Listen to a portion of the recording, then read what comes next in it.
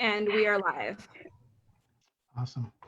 Hello, my name is Vince Harper, and I'm the Director of Community Engagement for Community Action Partnership of Sonoma County. Thank you for joining us for our fourth Community Conversations on Race. Today, we are honored to have local activist and founder of the nonprofit What Are We Fighting For, Joy Ayodele, and Santa Rosa City Council member Chris Rogers. Thank you both for joining us for this very important conversation. At the end of our talk, we will be opening up for questions from the audience. So at about 6:15 or so. I'm going to start with a couple of quotes, and then we'll get into a couple questions from myself as a moderator. So first quote, "I am an invisible man. No, I am not a spook like those who haunted Edgar Allan Poe, nor am I one of your Hollywood movie ectoplasms. I am a man of substance, of flesh and bone and fiber and liquids. I might be said to possess a mind. I am invisible because because people simply refuse to see me." So that's Ralph Ellison. And our next one is, Black people have been calling out racism for generations. We said it calmly. We shouted it from the streets. We put it in writing. We put it in our music, in our movies, in our shows. We put it on stages, in our act. And you danced, you laughed, you clapped, but you never heard. So tonight, with this conversation, I really am looking forward to an opportunity for people to listen and learn tonight. So with that, I'm going to start with a couple questions for each of you. Then I'll take you over. I'll let you take over, and you guys can have a conversation, kind of natural conversation with taking turns, taking questions of each other, asking questions of each other. So we're going to start with Joy. So Joy, can you tell me about yourself? Yes, thank you, Vince, of course, for having me, first of all. Well, my name is Joy Ayodele. I'm 18 years old. I was born and raised, in Santa Rosa, Sonoma County area.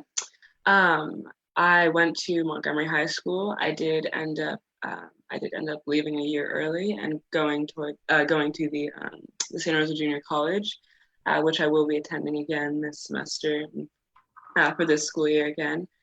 I definitely have, tried to have a focus in activist movements in our county since I've been younger. It's definitely been influenced on me by my family, by my mom especially. I went to the Women's March. I believe that was in 2016. That was even before the square was built downtown in Santa Rosa. That was a beautiful event that was, fully in the downtown streets at that time that were there.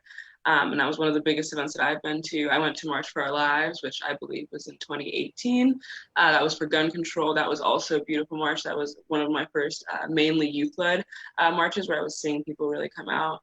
And, since then I've definitely tried to, have a hand in attending or speaking at these events. But I'm really glad to have recently played a huge hand in organizing and actually leading some of these protests, especially, with some of the huge injustices that we've been seeing nationwide. And I think personal injustices that we've felt really close to home recently with all these protests. So I'm really glad to have been out there, with our community and to have been doing some work. Thank you.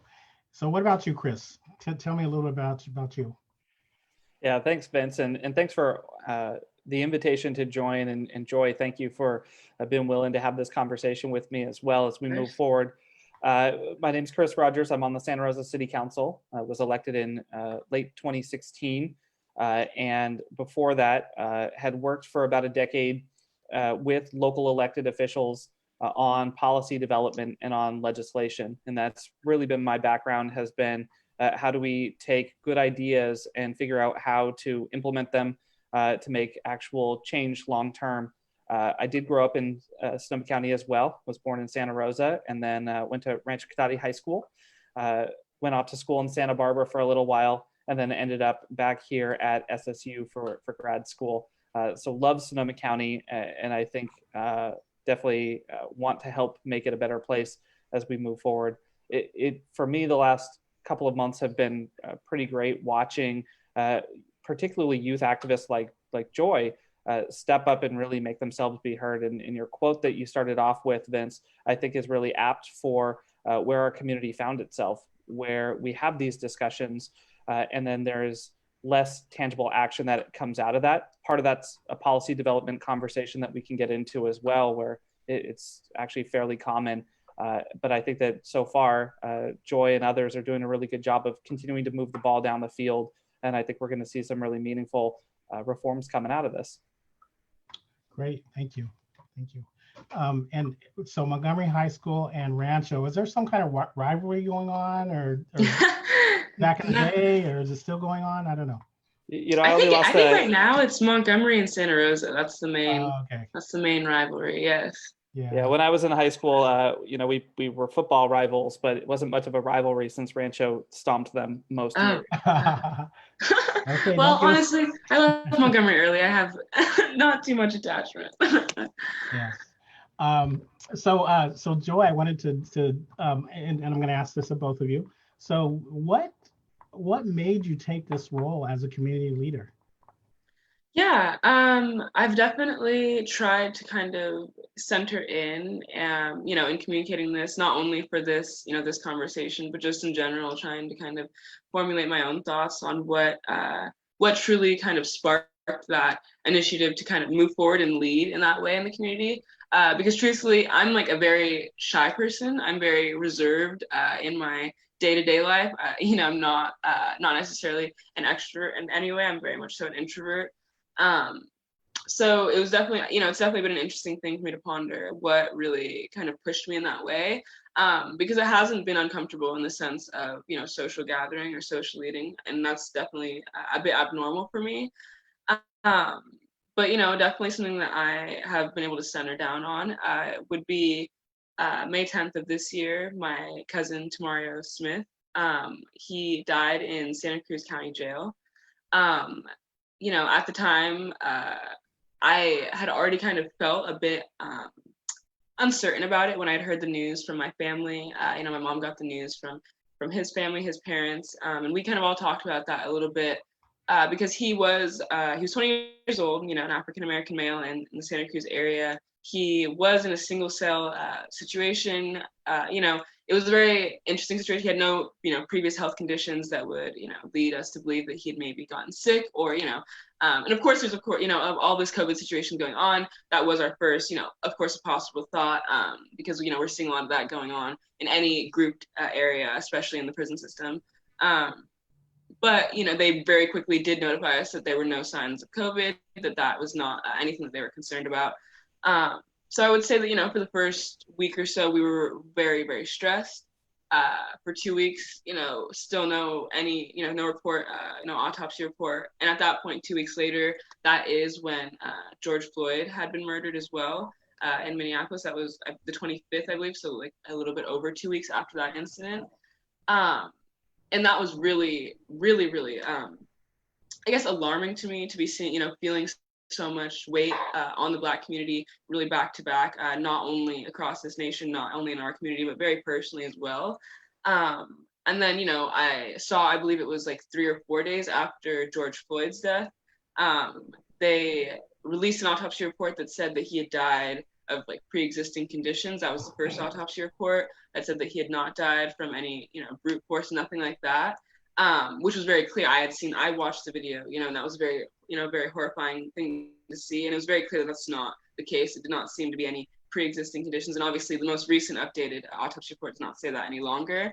But even hearing that was so alarming to me that an autopsy report could come back so clearly false or, you know, in a negative way. And that was really not to the truth.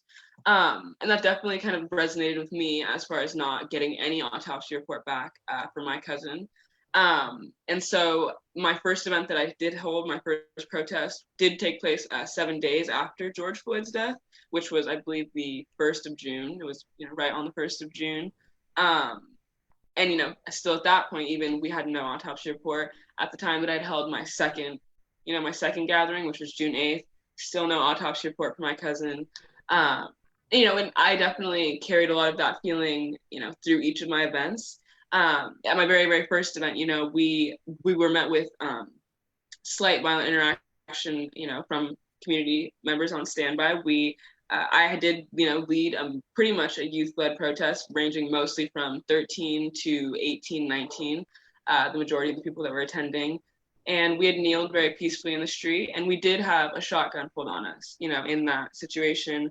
I was with a lot of young children, kind of seeing them in, such a frightened moment where they were very vulnerable, could not really depend on necessarily anybody. I was of course telling them to disperse, leave the event, try to get away.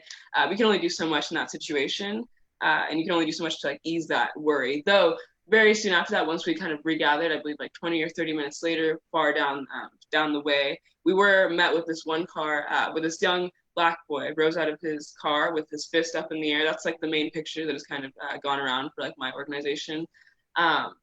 And that moment was really, that was the moment that was what I started the account from, because when I saw that, I kind of gathered everybody and I was like, I know we just saw something really horrifying. I know that we're all very shaken up and scared. We need to get back to the square.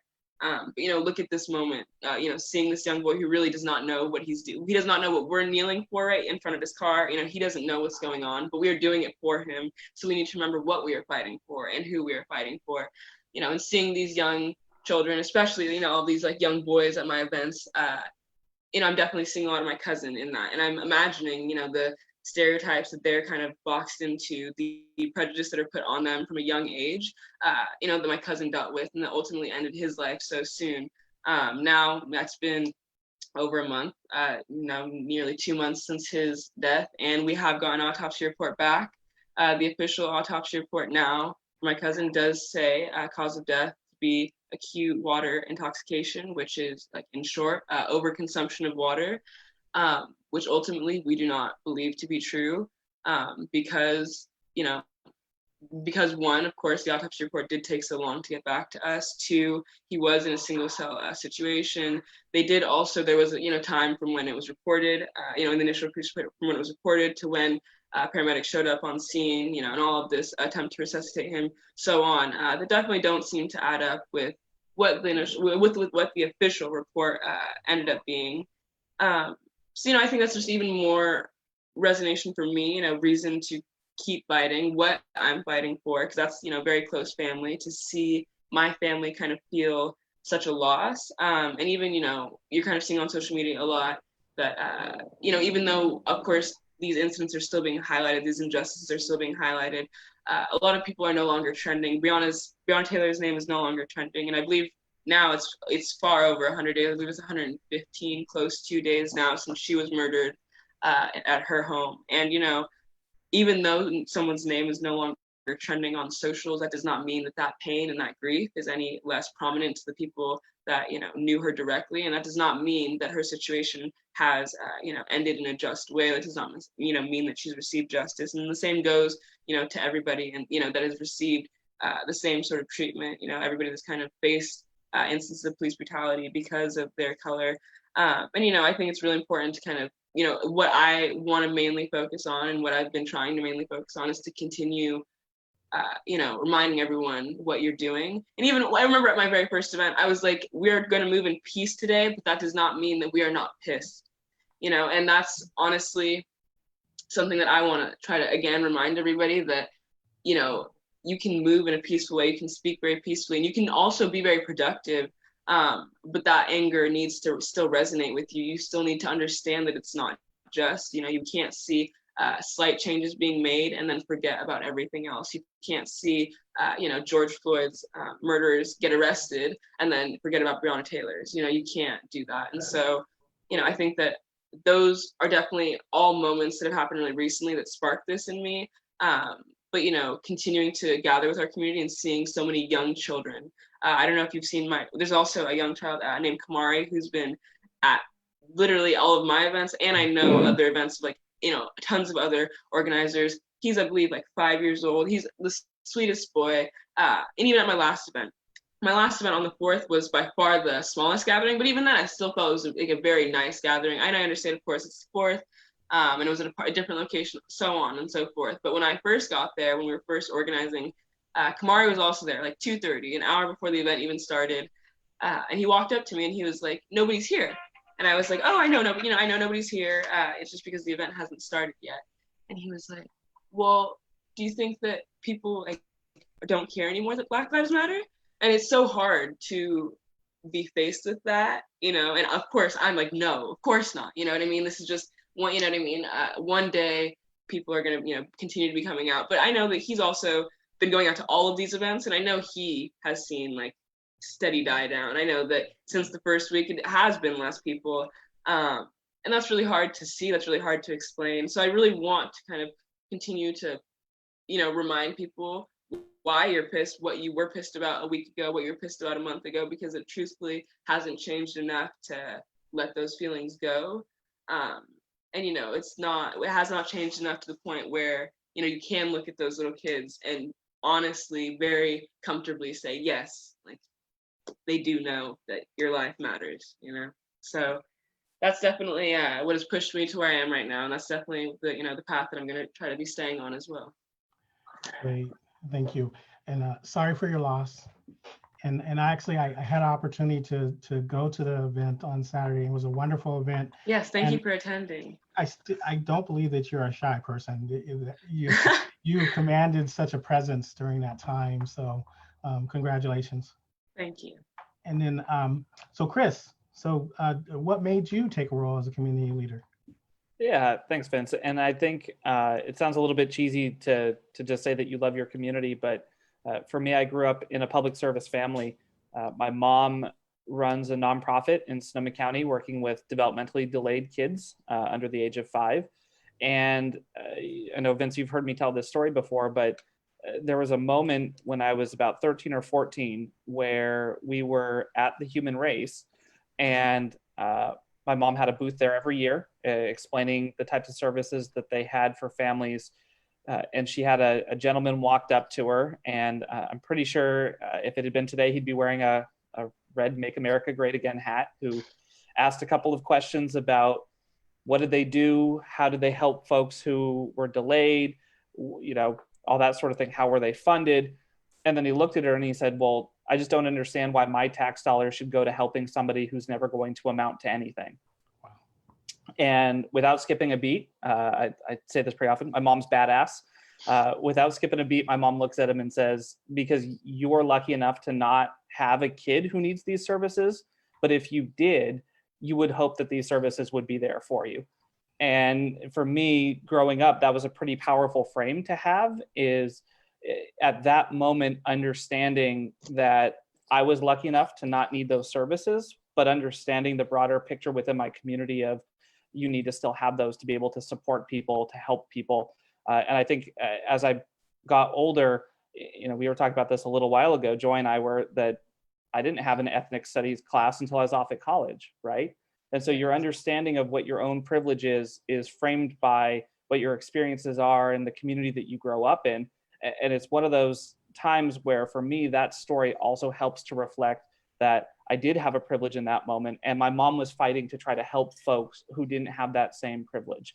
And so moving forward, it's been something that I've really been focused on, is trying to figure out how do I best represent the whole community to make sure that everybody feels heard, to make sure that just because I'm not in a position where I particularly need one thing or another, that we don't still provide that to our community, and we don't still hear that voice and move it forward. Joy, I want to pick up a little bit on one of the things that you talked about, which is, it goes back to that policy development. How do we make sure that folks don't look at everything we're trying to accomplish, which is generations of inequities, and trying to figure out how to provide a better community for everybody? How do we make sure that folks don't look at it, see window dressing by way of a couple of small policies, and then the next big issue comes up, whether it's fire or public safety power shutoffs, that completely diverts our attention and our resources? And so I guess my question for you, Joy, just to kind of kick into it, is that there was a lot of lost trust that happened during the protests between our youth, between our community, our police officers. And if we are serious about looking long-term at addressing not just police brutality, not just police reform, but some of the inequality that does exist here, we need to have that strong foundation. And so I guess for you, my question would be, where do you want to start in terms of rebuilding some of that trust and understanding that this is a multi-year, if not decades-long process? What does success short-term look like for you to show that we are serious and that we do want to make these changes? You know, I think that's a great question. Of course, it's a great place to start. Kind of, creating that foundation, how we can create a more, unified foundation, a stronger foundation. I definitely, in the last couple of weeks, will say that, I know a lot of us, especially those of us that have really been out there actively, fighting, speaking, shouting, can feel a bit discouraged when you don't see tons of immediate change. And I know that that's something that's, brought up at, gatherings, meetings, protests, events, so on and so forth. We are not seeing immediate change. We aren't seeing the change that we want. And I'm very open to admitting that I feel that way as well. I would love to see immediate change. I'd love to not have any worries, about going outside and kind of being met with any type of racial injustice, racial bias. But frankly, you can't change anything overnight, especially not people, especially not a system that, as exactly what you're saying, this has been set in place for decades, centuries, so on. It's not anything that happened overnight, and it's nothing that can get resolved overnight.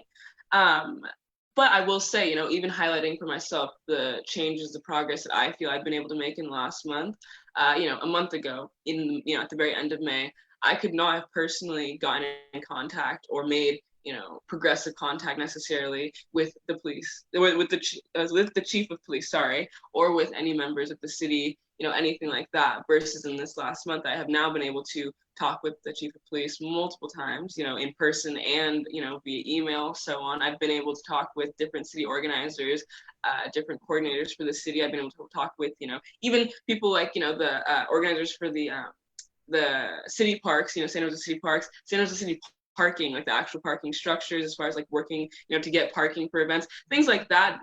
I have been able to receive so much help, so much assistance, have so much communication between myself and these city members that I don't know if I would have been able to have a month ago. And I do believe that is because of, what I've been saying, what I've been kind of communicating, how actively I have been communicating these things, and the ways that I have been, personally wanting to work with the city.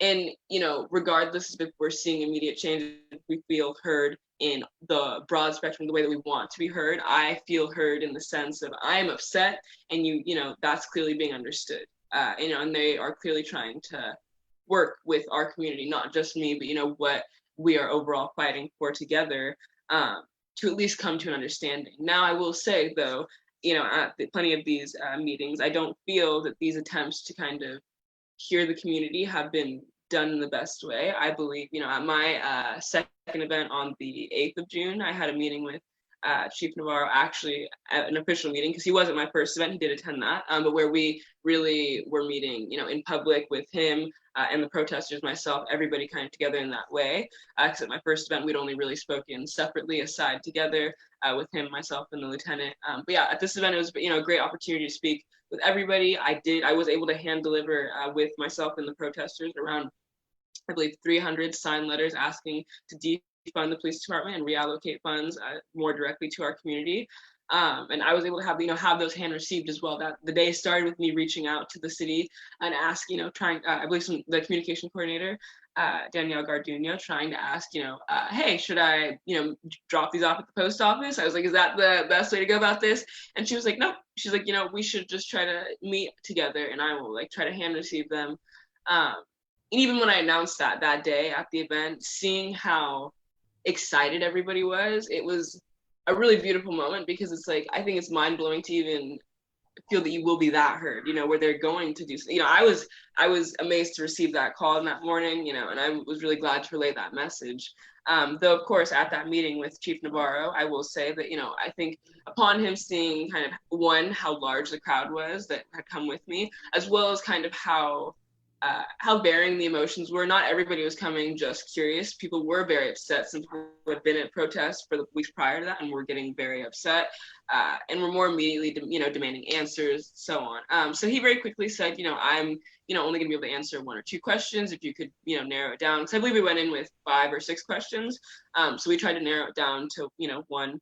So the question that I presented to him was along the lines of, some type of answer on the arrest that had happened in nights prior at protests, especially once the curfew had been put in place. We were seeing a lot of, once 8 o'clock hit, a lot of protests were being broken up a bit violently, for sure. We, of course, had that incident with Red Bear, the northern tribal leader in this area. That of course still needs to be focused on. So I had a lot of questions about that, just regarding, the way that these arrests are being handled, as far as, reports of youth as well, reporting that they had not been read their rights upon arrest, so on. I just wanted to kind of hear, one, their response to how they had dealt with that, which ultimately led to those incidences, but also how they were going to deal with that in response. And Chief Navarro said that he would not be able to answer the question ultimately, that it was kind of a bit too complex of a question to answer, in a simple meeting in that way. And I definitely understand that, because I'm sure that it is, I'm sure that I know that that week definitely came as a surprise to a lot of people, the events that escalated on both sides. And I know that, I'm sure that it will take a little bit of time to kind of figure out how to go about handling everything.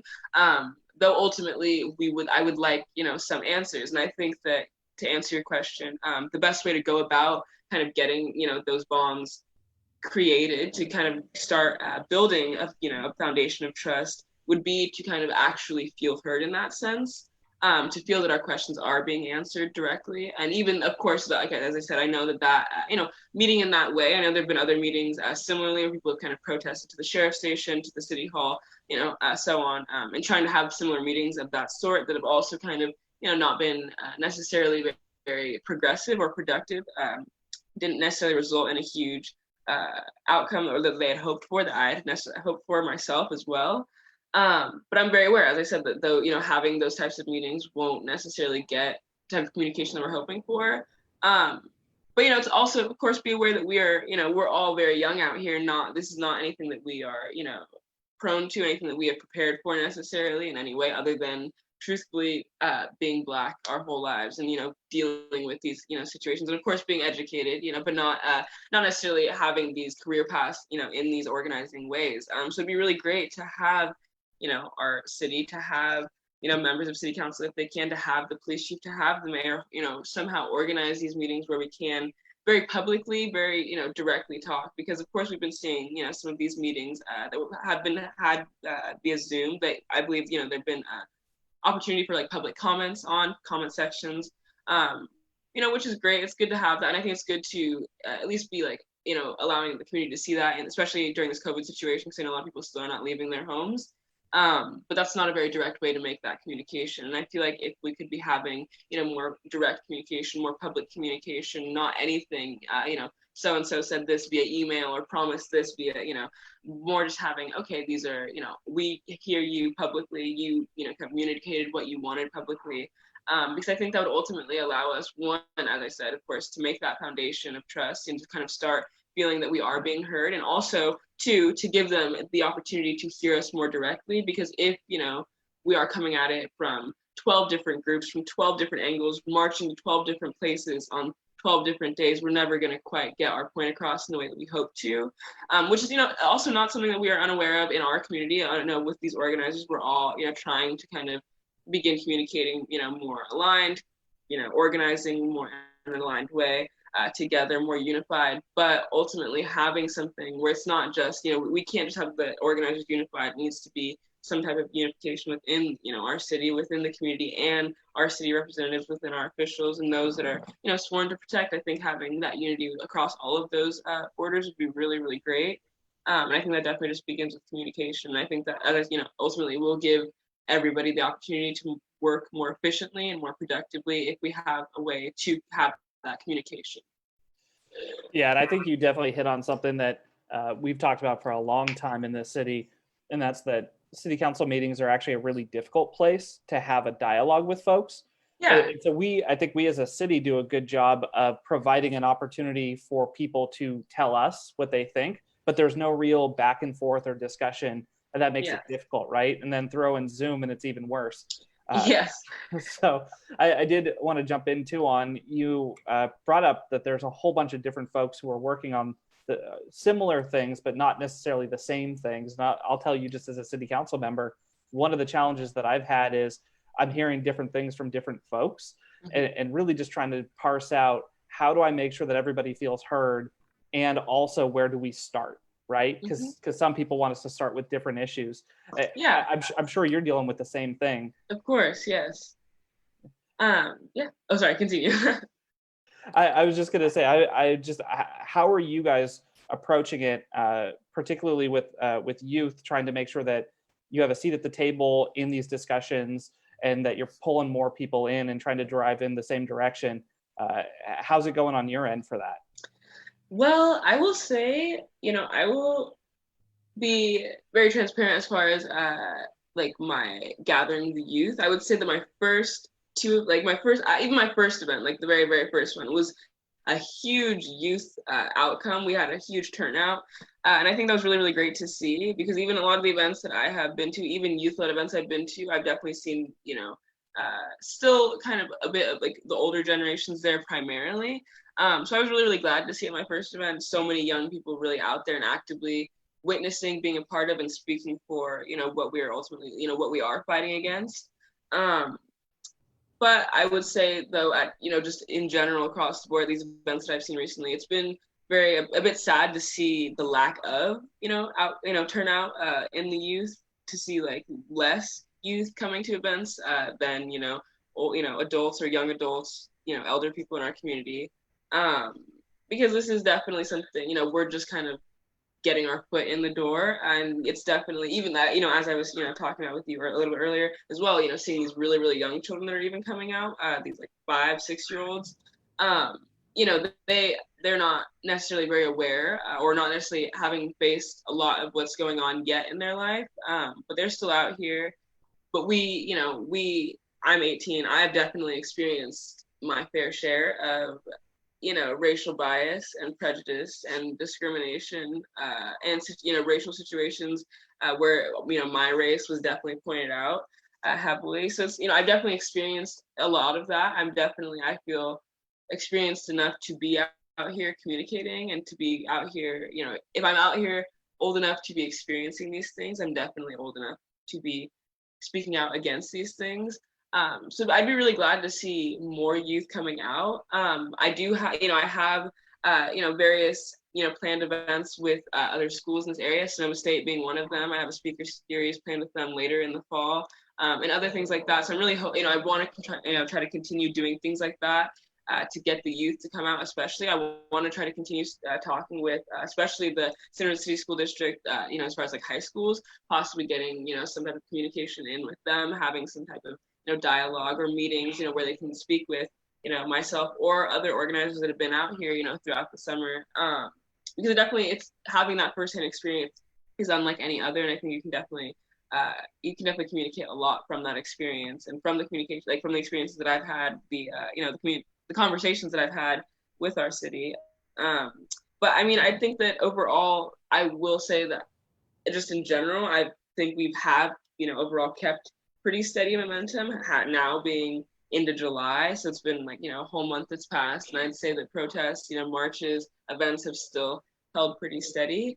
And even one thing that, we're kind of talking about within, amongst the organizers is, trying to keep it fresh, not necessarily gather in all of the exact same places, not gather in all the same ways, and not necessarily, only be screaming the same chants, only be marching to the same places, speaking, to the exact same people. I think it's really important. I know that another organization, they had a bike ride throughout the town. That was, I didn't ride my bike in that situation, but I was driving like near them. That was really great to see. I saw tons of people riding, and that's like an active thing that we might even be seeing generally throughout the year regardless, as far as like marathons, things like that.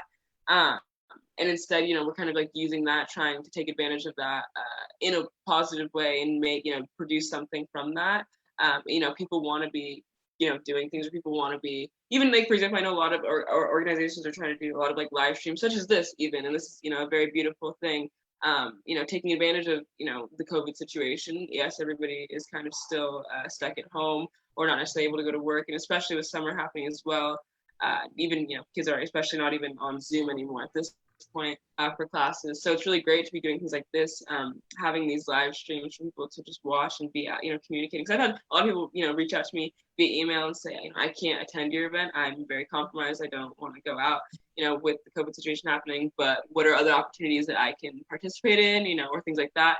As of now, I haven't held any, streams like this, but being able to promote this now that I'm a part of this, and things like this. And I know that, the community conversations on race are going to be continuing every Monday, at least for the foreseeable, this month, I know.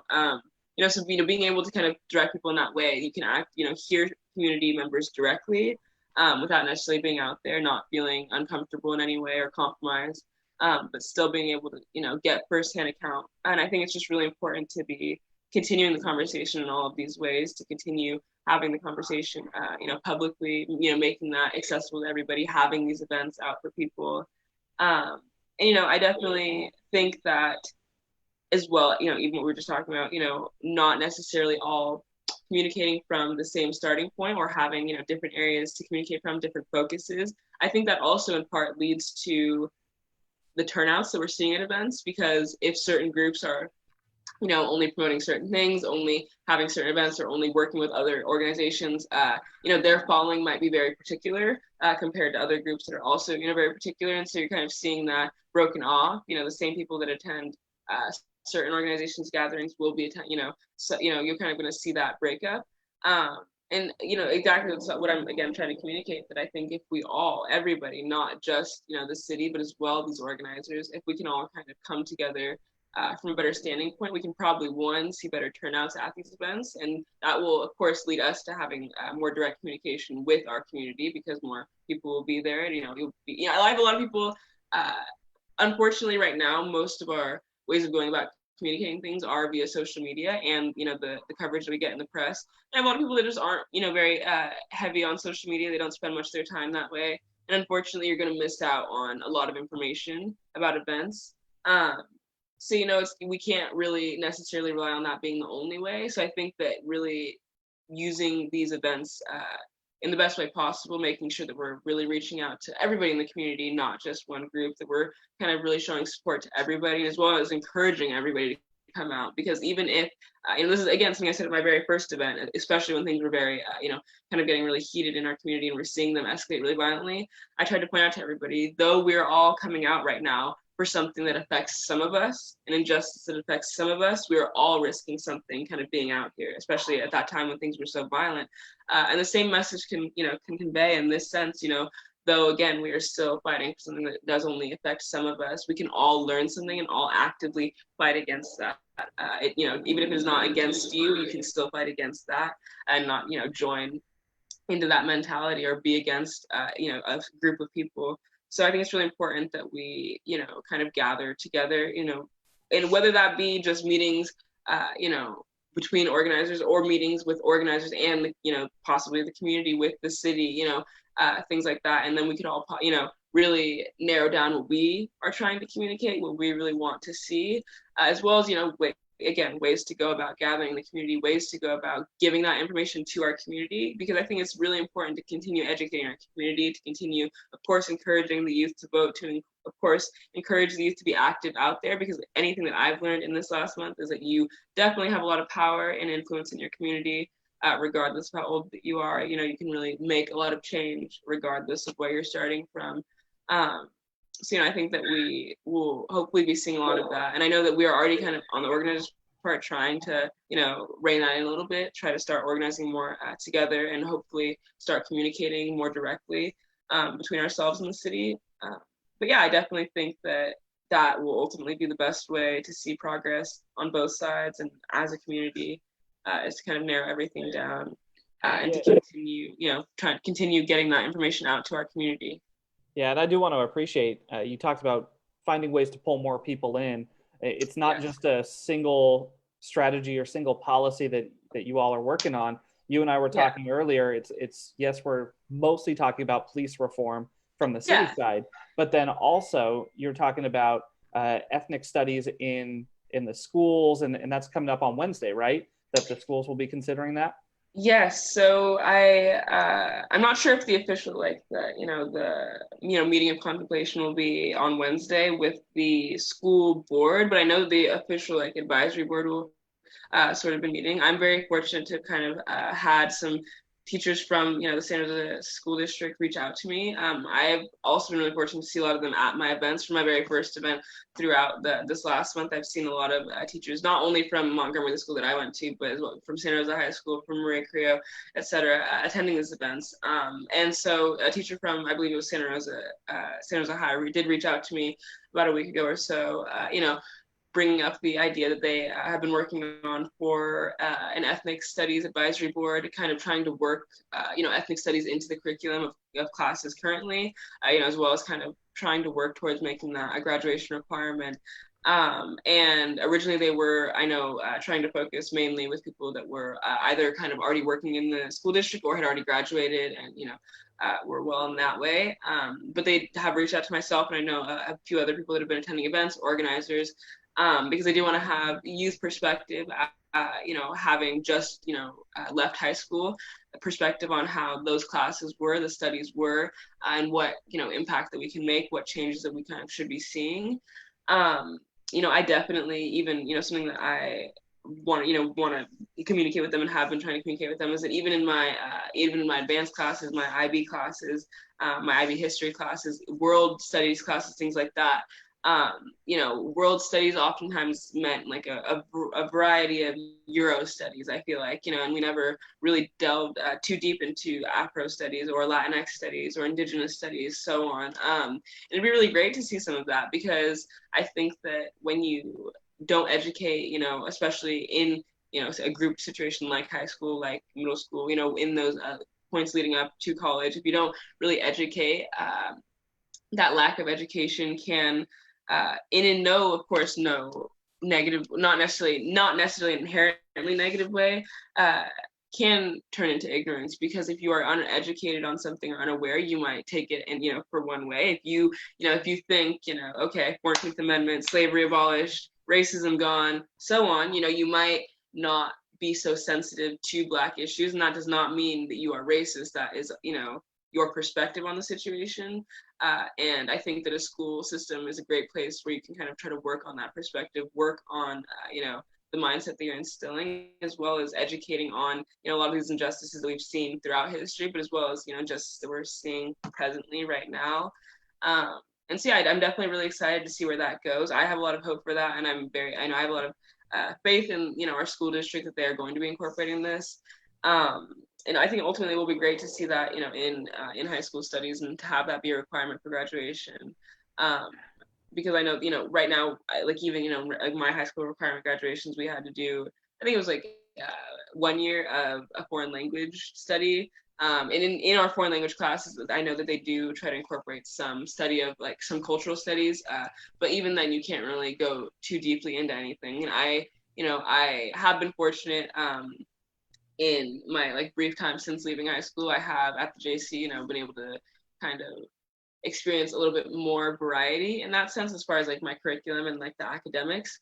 But in a very honest way, I personally don't feel like I left high school with tons of education, about African studies at all, about African history, about anything in that area. And of course I have personal, personal knowledge about that, things that I've, researched for myself or tried to find out, but I don't necessarily feel like my school system or my schooling really helped push that, forward in any way. And it'd be really great to see that, incorporated, because even, even speaking earlier with some people kind of talking, I was talking about, I was trying to think, I was just speaking with some coworkers earlier, and they were talking about as well, the same idea about when they got to college, kind of further exploring like Black literature or Afro studies or Latinx studies, or, all of that kind of stuff, and finding huge passion for it or interest in it, or seeing a huge difference, and even kind of not knowing, like when they had signed up for the class, not knowing the difference between like Black literature, what that would necessarily entail compared to just like a regular English literature class.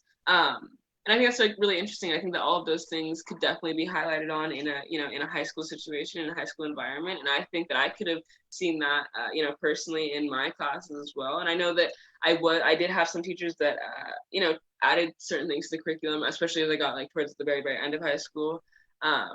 Even in one of my world history, my IB world history class, one of my teachers had brought in information about the Armenian genocide, because it's not taught in high schools because it's not recognized as a genocide in the United States. And even that situation, as we were learning about that, she was, putting it very side by side with the Holocaust, because that's what we were. That was what the curriculum was. That's what we were supposed to be learning.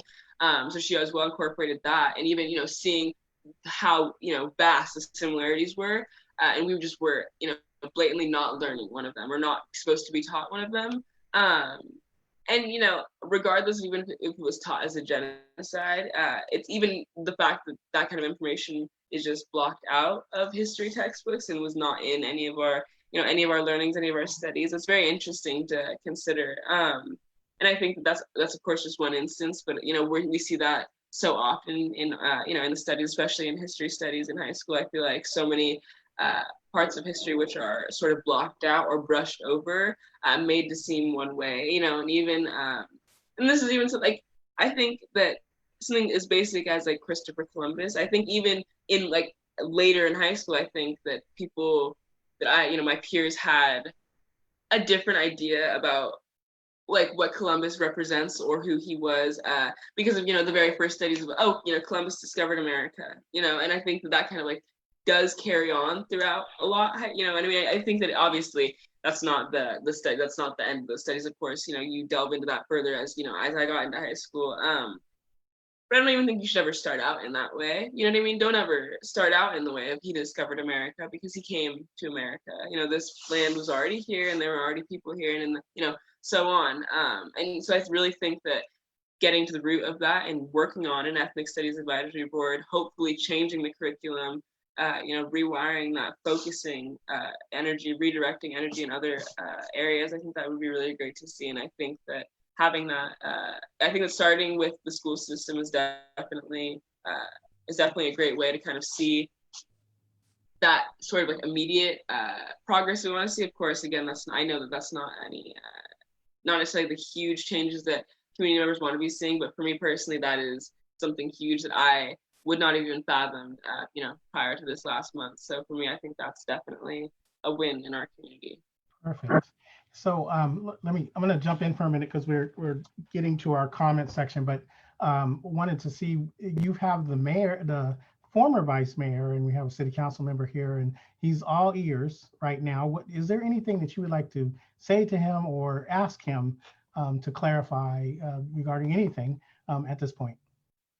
I know I have spoken a little bit with Chris in the last couple of days, but even just to say this again, I know that I personally would like, of course, I'm not necessarily in any career position, similar to you. I'm not necessarily experiencing the same things, don't necessarily have experience in those ways. So I would definitely like to know how, you as a sitting councilman go, and as well as, the other members go about hearing these, these complaints and these upsets from the community. And of course, I know that, it's very hard to keep everything in a straight line, to understand a general consensus of what we're trying to communicate. But just in a general sense, I want to know, like, roughly, if you could, the process of how you go about, listening and or communicating with the community directly, and making that progress and making those connections. Yeah, no, I think that it's definitely the key question that we talk about a lot at the city, is how do we better engage folks in the public to both explain sort of what we're working on, and also hear from folks what they want to see. I readily admit and understand that, particularly in areas of inequity, for me, I can understand intellectually, but I don't have the same lived experiences of others who have felt it emotionally, who have lived it throughout their lives, right? And so I try to do a lot of listening around it. And I know that sounds cliche, but I've been going out, I think I've gone to 6 or 7 of the different marches. I've stood out there and talked budget with folks until we were all exhausted and ready to drop, right? And for me, dialogue is really important within our community. I'll tell you, before COVID, obviously can't do this as easily now, but monthly I would literally set up lawn chairs and a sign and invite people to just come and sit down and have a conversation with me at open community office hours. And I really missed the Wednesday market for a number of reasons, but that was actually my favorite, was to sit out and just listen to folks. Because the reality is, if you are struggling in our community, if you're focused on trying to put food on the table for your family, you're probably not as engaged in what's going on at the city day in and day out, right? There's 100 issues that come before us. And so typically the way that community engagement has worked at the city has been to hold public hearings that are oftentimes during the day, because that's when our staff works, to hear from the community what their top priorities are. And then we start to allocate staff time around it to be able to address some of those things. Not surprisingly, for the last number of years, the big issues that we've been hearing about are housing and homelessness and rebuild and climate change. And those are all worthy topics. But we, even in those meetings, have a discussion about what voices are not in the room and how do we try to make sure that more people feel welcome to provide their input. For me personally, I've got my cell phone number out there. It's pretty much everywhere, my email.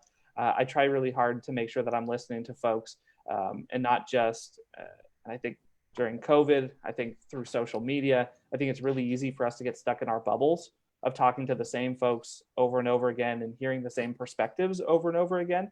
And so I try really hard to sort of break out and just be welcoming to discussions with folks. We're going to be doing our goal setting in August this year because of COVID. And I will tell you that police reform is not something that has ever been brought up in our goal setting since I've been on city council. And I can guarantee you it will be this year, right? And that's because we're hearing from the public that is where they want us to dedicate our time and our attention. I'm going to do a quick plug for a policy reform that the city absolutely needs to make. And I think I've actually had somebody at one of your marches come up to me, and they were having a conversation around pay for city council members. And they had looked in the budget and saw how little city council members make. For the public, it's $800 a month. And they looked at me and they said, that's nothing. How can somebody who needs to support a family do that? And they're right. There's a level of privilege that comes, or that you have to be able to dedicate that amount of time to serving your community, when there's folks who might otherwise want to do that and bring a fresh perspective, but they're so busy working their minimum wage job, or they're so busy taking care of their kids that they don't have an opportunity to do that. And so I'm a big proponent of, even if you exempt existing city council members, even if you told me, Chris, you're never going to get paid to be on city council, but the next person is going to make a living wage that's going to allow more perspectives to actually be represented on the city council. To me, that's a huge reform that we should be getting through as well. And we've been talking about that as well. So you'll hear sort of more of these perspectives as we go through our goal setting. But the idea is, if you look at the city, our city council and our staff do not adequately reflect the communities that we serve. And how do we bring more people into the fold to make sure that more of those viewpoints are heard, to make sure that our staffing reflects the diversity of our community, so that you don't have to just show up in an agenda setting to have it be on the agenda to talk about police reform. We'd have folks who are there living it day in and day out and saying, this is my experience and I need us to be addressing this as well, right? Great. And I'm gonna jump to the comments real quickly. So I have a question for Joy. So this person says, I was saddened to hear about what seems to be somewhat of a disconnect between the youth-led protests and the more traditional activism of the NAACP. I'm curious if Joy would be willing to comment on that, and if you see ways that we can work together. Yeah, I'm very, very comfortable, communicating transparently about that situation. When I first heard about that meeting or that event, the protest, the march between the NAACP leader in this district, Ruben Scott, and Chief Navarro, I believe, and then Mayor Tom was also supposed to be there as well. I definitely felt a bit, I guess, in full dramatic or non-dramatic, however you want to take that, a bit betrayed, I would say, almost by my own community. Because I have been out here, for the last month, and I have been met with violent interaction. I will say I fortunately have not I'm going to just disclose that I have not been met with violent interaction from police officers. I have been very fortunate to have none of my events, dispersed violently by police officers. And I've had very open communication about my events prior to. But I have been met with violent interaction from our community and not necessarily received any support, what I felt was support or protection, from our police force, from the mayor, above all else, of course. And so I think that having, the NAACP kind of actively step out with them definitely felt a bit of a betrayal at that point, because I did not feel that anything, any of our concerns had been heard, and I did not feel that our safety was, necessarily being taken into account. When truthfully, our safety at the very least, I would really hope could be taken into account when we're out here actively saying that Black Lives Matter and trying to, communicate that and having to communicate that. I would really hope that, our safety could be, a concern, not just mine, but especially, like the young children that are out there, and considering there were so many young children. So Ruben and I did speak. We spoke very soon after I found out about the event. And that was a couple days before the event took place. And we had a very, very great conversation. We spoke very openly. It was not only myself, it was myself and some, leaders from other organizations as well as Ruben. Right off the bat, we asked him, to explain roughly, why he wanted to, have this event with the chief and the mayor. And I'm not going to speak for him, on his reasoning. And I'm going to say, and I told him then that I didn't necessarily agree with his reasoning even after hearing an explanation. Though I did hear more after hearing an explanation, I heard that he was still going, for the same thing, that he is still, as the leader of the current leader of the NAACP, he still definitely has a huge representation of the Black community in our area.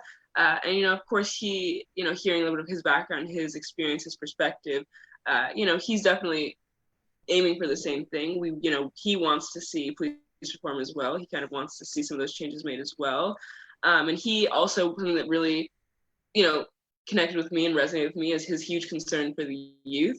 And he even made a great point that, one of his reasonings for wanting to do the event was that, he even admitted that he has not been out at a lot of these protests in the last month. He has not necessarily been marching a ton. But he knows that a lot of the youth has, and that due to these recent events, the youth doesn't necessarily have a lot of trust in our police force, nor feel very safe in the presence of our police force.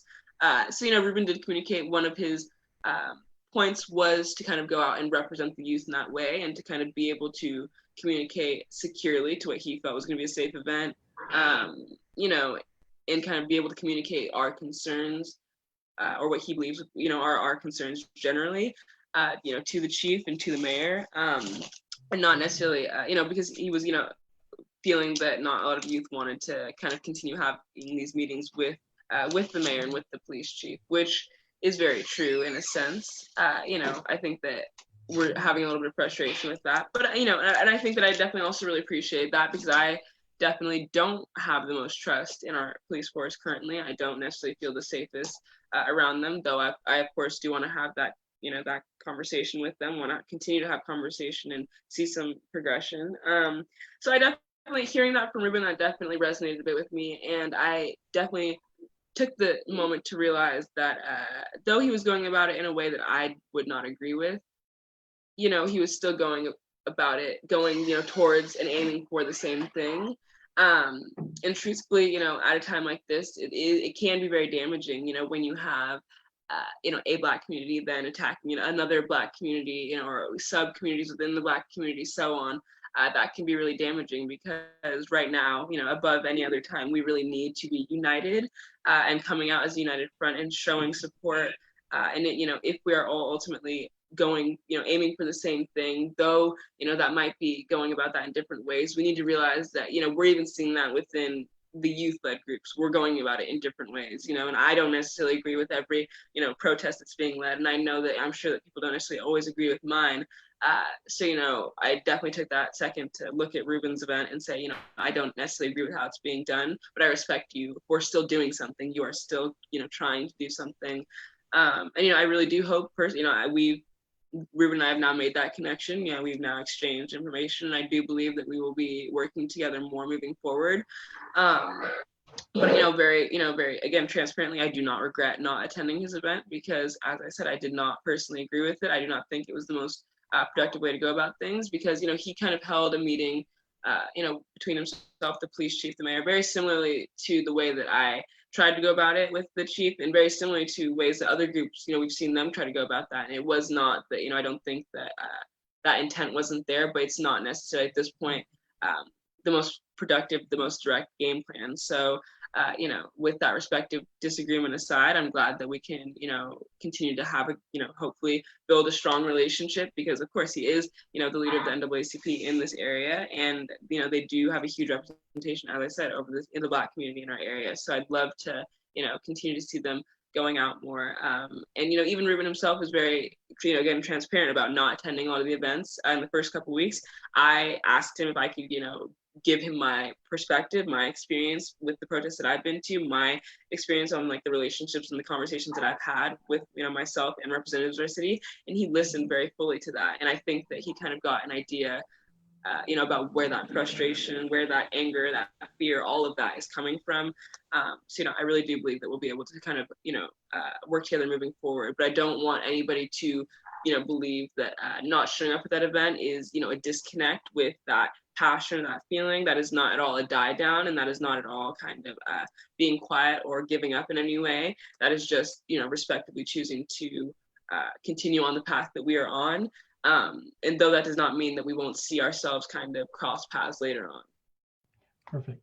And I'll tell you, Vince, too, just from the policymaking standpoint, you know, we've heard about some of the rifts, we've seen some of them, obviously. At the same time, the energy and the drive that we're seeing from multiple different groups is all additive, right? We don't see it as canceling each other out. We don't see it as folks trying to do different things in the way that's going to be detrimental to one another. We see it as all parts of a broader movement to get to a long-term goal. And so we see it. Thank you. I really appreciate that. Perfect. And I think that somewhat answers the question that someone had for you, Chris. You mentioned earlier that you were hearing multiple sides of the story, and this person was curious what the other perspectives were out there that are being communicated that are counter to BLM. But you seems like you sort of answered that. But yeah, and I want to make sure I'm clear because it's less an other side. A lot of these issues, there's you're either equal or you're not, right? And so what I mean by that is actually, where do people want to start? What's the first reform that they want to start with? Not what's the long-term vision and how do we get there, but really, where do we want to start today and where do we want to get to tomorrow? So I just want to make sure I'm clear on that point. Okay, great, thank you. Trying to look through here. Let's see. So what about what the city is doing currently? You know, what are you doing right now as a city council in the city to respond to or to make changes? Can you speak to a little bit to that? Yeah, so definitely. So one of the strongest voices that we heard right off the bat was the 8 Can't Wait campaign that folks were pushing forward. And so the mayor and the chief of police kicked off pretty quickly a listening tour to talk to people about what are those reforms, where do we actually sit with them. I'll tell you that there are some that are on that list that it says that Santa Rosa has not done. And that's actually just because we haven't put the language in the rule book, but state law requires it already. So there's little nuances like that we've been trying to explain to folks and see what would make people more comfortable. Would you like to see in the books? What do you want to do with that? So that was kicked off pretty quickly. We also have a public safety subcommittee that's been started to sort of filter through taking in that input from the community and then prioritizing where to go with it. that's 3 council members. It's Mayor Schwethelm, it's Vice Mayor Fleming, and it's Councilmember Sawyer who are leading that charge. We also are doing 5 different public listening sessions to hear from folks exactly that conversation of what is your experience, what do you see as the priority, what are your short-term, your intermediate, and your long-term goals, and how do we do that? And that includes broader conversations like Measure O, like the budget, right? And what I hope folks saw in this last budget cycle wasn't necessarily just being disappointed that the police weren't defunded, but at least see that there's a shift that's taking place where we started to reallocate some of those positions towards mental health professionals, because that's what we're also hearing from the community is perhaps it's not appropriate for a sworn officer with a gun and a badge to respond to a mental health crisis or to respond to a homelessness issue, right? That there's a place in the system for us to have mental health workers to start to do that. So we started to fund that this year as a quick shift there.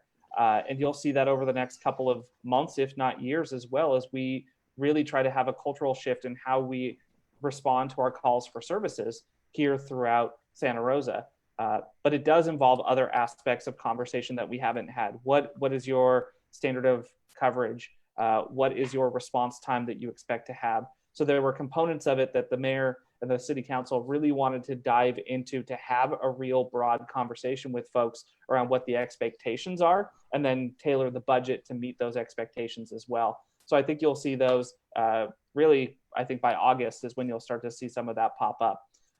There's small steps, and I understand that there are folks who want us to be moving quicker, but that kind of gets back to our first conversation or first question that I had for Joy, which is we've got this long-term commitment. What short-term steps would you like to see that we're serious about what we're trying to do long-term and that we're not going to lose the focus? And so I hope that answers the question, Vince. Yes. And Joy, just to kind of give you a chance to kind of answer to that. I know we covered it a little bit, but in terms of thinking about and then listening to what Chris is talking about in terms of what's currently happening, what would you want to see the city currently doing right now?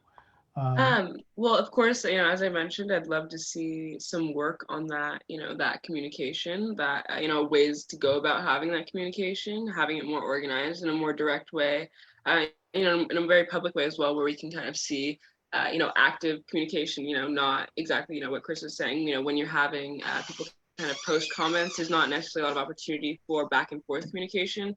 So, to kind of see some of that back and forth communication, I think is how we're going to really see some progress. It would be really great, even hearing Chris say that, having meetings where you're communicating, okay, what are your short-term, intermediate, and then long-term, goals. I think that's a really great way to go about that. Because there are ultimately, there's something in for all areas that can be communicated from all groups, I know. So I think that's a great place to start, as well as to, directly do focus on that, because not every, you can't be, advocating for long-term goals and expecting short-term changes, quickly. So, if you can really hone on in that, or, and focus on and be like, okay, we actively want to hear short-term goals. What are those? So then you can really see what we expect, in a more frequent, or in a more soon, adamant way. Or, if you are looking towards long-term goals, which I know, we have a lot of planned out events, that, you could really, be communicating as well between the city and the community. What are your long-term concerns? What do you, hope to see in the general, broad sense of things? And I think that'll ultimately help with communication, just in a general sense, with creating that foundation, but as well with creating a foundation for the change that we are hoping to see. Because when, exactly what we're trying to communicate right now is, when you're having all of those, thoughts, all of those, hopes, especially not only coming from such a wide variety of emotions and, backgrounds, perspectives, but as well, ultimately with a lot of, background plans, because each of those, changes and goals are not going to, require the same efforts, require the same, planning. So it's really, I think, important to kind of make sure to focus on that. What do we feel is really necessary to see changed immediately in our community, to feel safer, to feel more comfortable between ourselves and the community?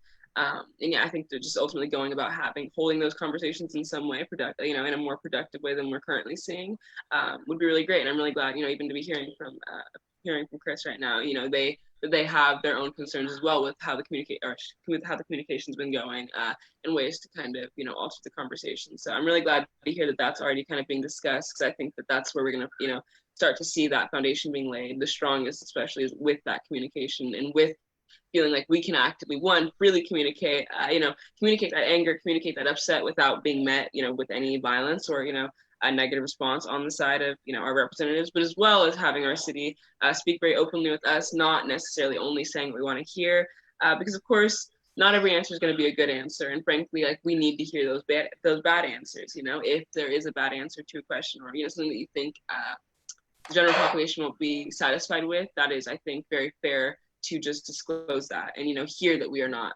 satisfied with that, or hear that it's not what we believe to be fair or just. And I think that's how we're going to start to see that communication, is have the hard conversations, so that we can, ultimately have those good ones as well. Yeah, and Joy reminded me, and thank you for it. We do talk a lot about communication, and in fact, Santa Rosa went through the Open Government Task Force meetings, developed a report on how better to engage our community, and then most of it didn't end up getting implemented. Last year, we kicked it back off. We started rewriting the Sunshine Ordinance for how open and transparent the city should be in communications and how we should better engage the public. And then COVID hit. And so the ordinance is drafted. It's basically ready to go. We just hired our new director of community engagement, Magali, who is amazing. And I'm looking forward to working with her.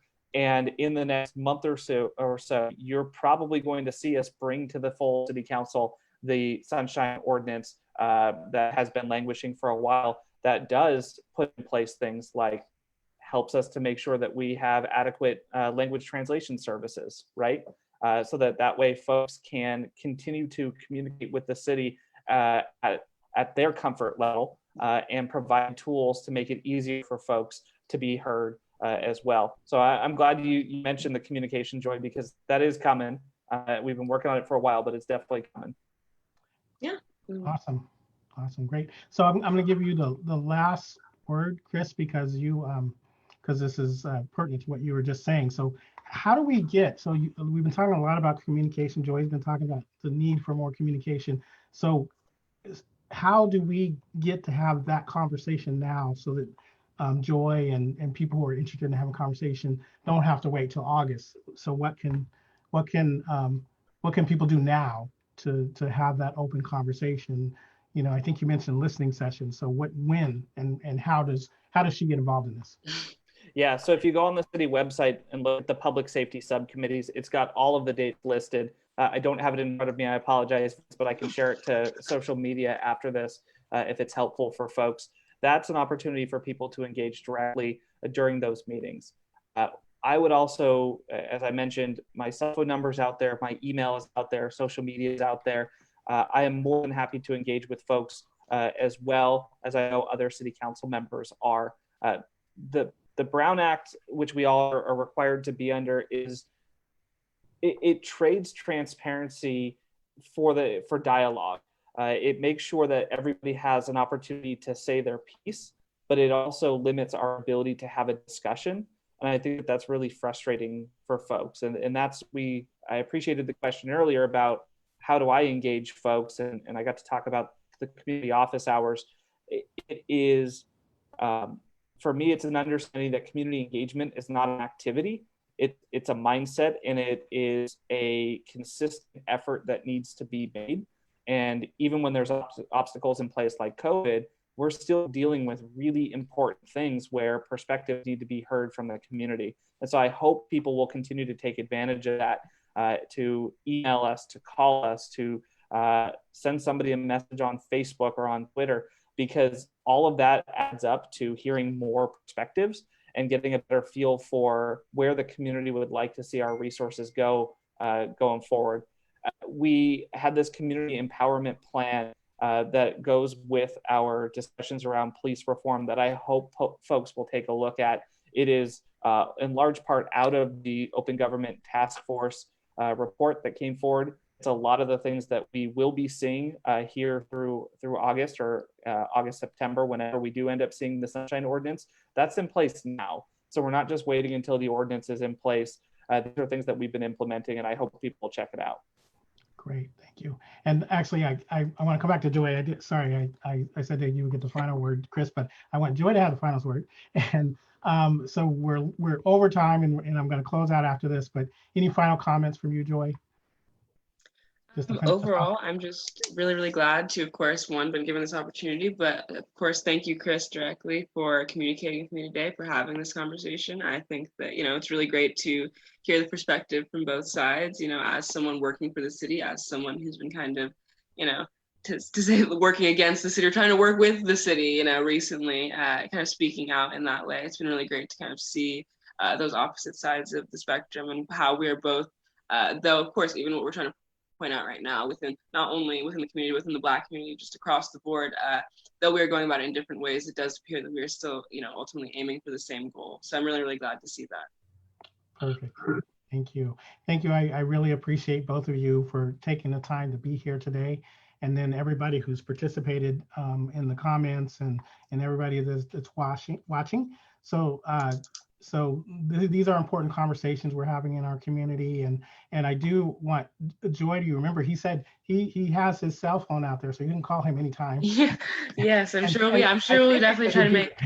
Yes, we'll definitely try to make communication further. I'd love to speak with you. I already was kind of pushed in his way by a couple of other people from the city as well, recommending that I speak with Chris. So I'm definitely glad that we were able to make that happen. Yeah, I really appreciate you sharing your perspectives, Joy. And I'm serious. For me, it's an ongoing discussion, and reach out anytime.